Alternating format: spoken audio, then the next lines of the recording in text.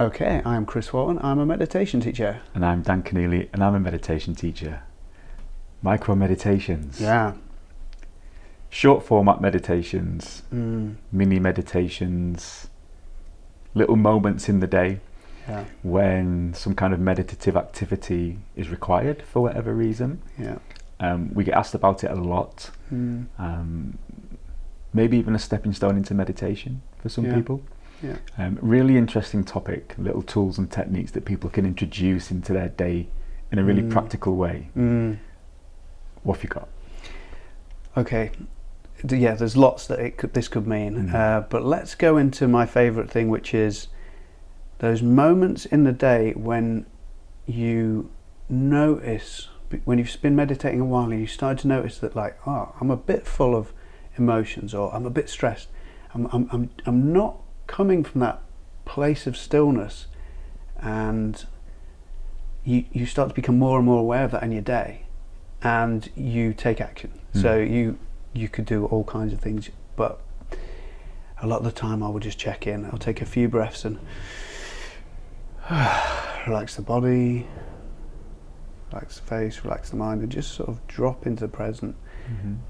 That kind of place of not needing to do anything, and just make contact with that stillness. That's my kind of go-to micro meditation. But it all hinges on the fact that I'm noticing now. I'm more aware of myself not coming from a place of stillness. Yeah. I like it. There's a word that's used really often that I see more and more and more, and it's the word pause. I like the word action better than pause. And the action is, I guess, what you're saying is to take your awareness and attention from activity, external activity, mental activity, environmental activity, and just bringing that awareness into something that's more inside you. So let's have some practical tips then, because I know this is your kind of wheelhouse. So breath, sensations, surroundings, how would you practically encourage people to bring their awareness internally just to get that moment of kind of rest in the day? So I'll just give a couple of things that might come up to be an indicator. So someone might actually have a feeling like, oh, I'm a bit stressed, or they might notice their mind's busy, or they might notice that they're overthinking an email, or they've seen an email from the boss and they just ignore it, and then they're ruminating about it. So those would be the indicators. And for me, that would indicate to you that your mind's trying to solve something that is actually a feeling, a passing feeling perhaps, and I would suggest you tune into that, and I would give yourself whatever you need in that moment, a bit of soothing kind of breath, because really you've had an emotion that might be stress or anxiety or fear, or it might be excitement and you don't know what to do with it. You might feel really happy and you don't know who to talk to, or you don't want to express too much. So all this stuff could come up. So I would just work with the breath and just take slower, deeper breaths. We often hold our breath in the breathe shallow in the chest. We forget to breathe deeply and slowly. And I would make the sounds, don't be afraid to take up space for a few breaths to make whatever sound is the most relaxing for you in that moment. So it might just be a kind of like a wave building up on the breath in, and the exhale might be like a wave releasing all that tension and stress. And to just dip into that for a few seconds without needing to do anything. That is your gift, a mini holiday or vacation for a few seconds that is away from the doing and thinking, and to be curious what you need. It might be that you need to rub your face and go, stretch. Yeah. Or it might be that you need to breathe in that kind of weird kind of double breath where you go, then a yawn. Yeah. But I would take up space, make a little sound if you can, and move your body. Yeah. because the mind will want you to not do anything, it wants you to stay thinking. So, yeah. I totally agree. Just releasing that, we talk about micro meditations, we have micro stresses and micro tensions that we accumulate during the day. So to release those with some physical stretching, it's your arms, your shoulders, your neck, really nice, rub your face, make contact with your body. Even if you, just kind of wake up your arms and your legs, it's a really nice way of just energizing and sort of reactivating the cells sort of surface level of the body. Really nice way. When you're breathing, the double intake is really good. It's really good. 2 intakes and then a longer exhale. If you exhale longer than you inhale, then that activates your parasympathetic nervous system. So that's the opposite of fight or flight. So that's why when people are encouraged to do breathing or breath work for kind of calming themselves, or if they feel stressed or anxious or worried or excited, anywhere that's deviated too far from the baseline, either way, exhaling for longer than you inhale just rebalances your nervous system. Really nice. The double intake.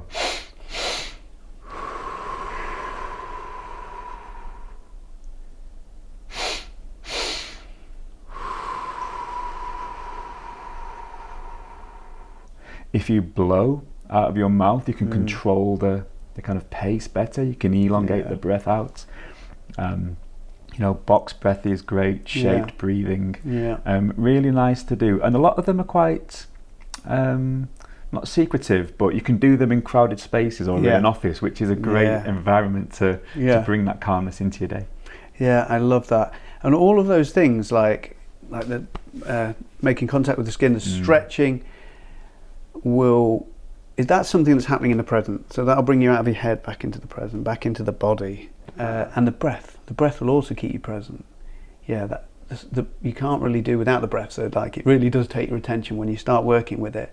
So that'll really just keep you in the present. Amazing tool to let go of thoughts, come out of the head, back into the body, back into the present, which is the journey I went on, and I think most of us have to go on, because we just go back into the head with busy modern life.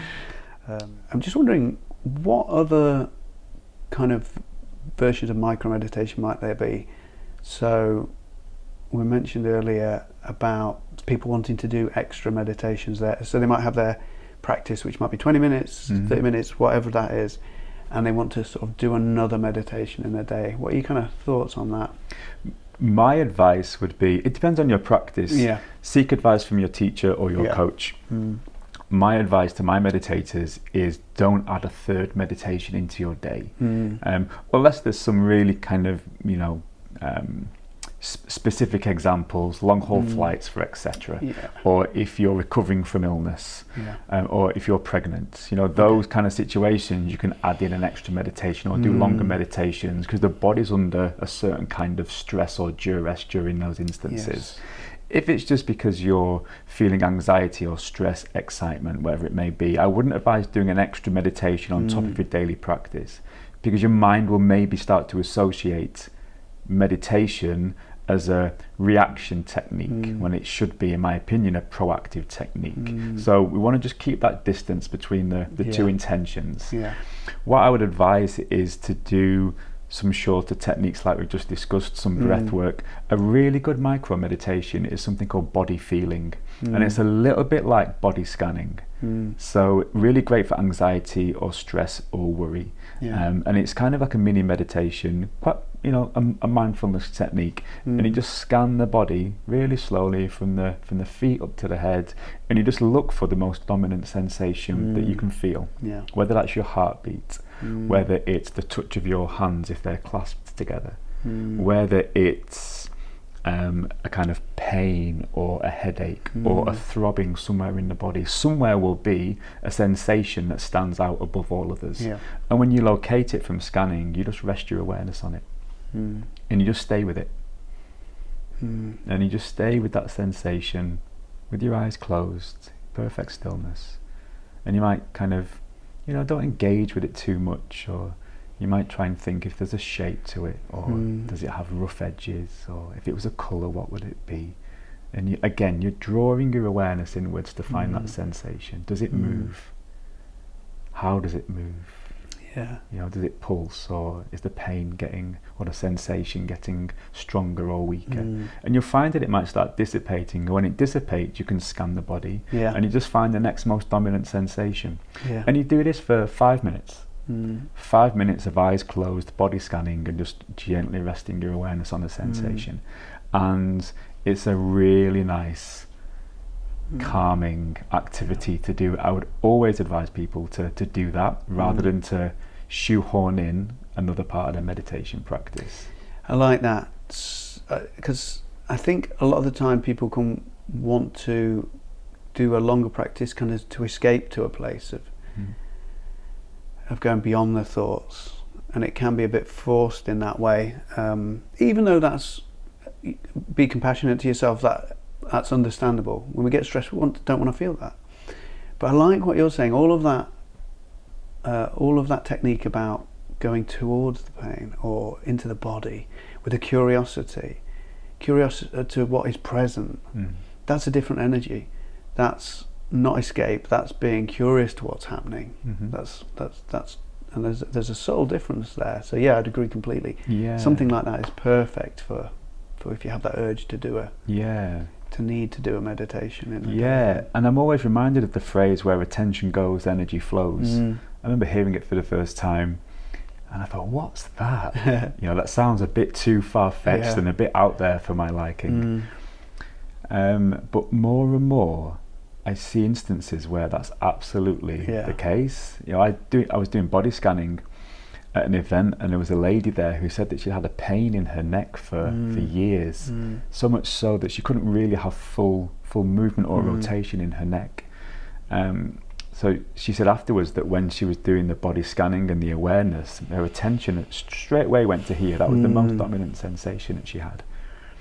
And she said that when she rested her awareness on it and kind of played around with it and distanced herself from what she regularly viewed it as pain, and just kind of had that distance, and she said it just disappeared, and she had full movement in her neck for the first time in 2 years. And that was a moment for me where there's something happening here. I don't quite know what it is, but you know, finding contact with sensations in the body, whatever that sensation may be. You might view it as a negative or a positive sensation, but having that time with it, it can change your relationship with it. It can, and that's exactly it. That changing the relationship is such a good thing, rather than trying to change it, and then it will change. That's what I really noticed, and that's why I like to do the kind of breath work that's like the waves, like the following the breath. It's got the sound and the feeling of the waves. It's got the quality of the waves, because that is a reminder of the flowing kind of nature of everything. If something comes up, wave comes up, pauses for a minute, and then it goes. When we have a pain that's so present in our life that we've just become used to it, and we think of it as negative, and it's this thing, it's actually us. We shouldn't hate on this. That's it's still us being alive, right? So bring that curiosity, and maybe even bring in that kind of breath work, because once you start to stop holding around it, natural tendency of the muscles is to kind of hold around pain to protect you, especially like the knees. I really noticed this with my knee. When I damaged my knee, everything else tightened around it to protect it. Once you kind of can let those energies kind of flow, sometimes the pain just dissipates. I don't know if it actually does, or the mind's view of it does, but I've had that plenty of times now. I don't carry that kind of pain or aches as much as I used to. Sometimes just to dissipate.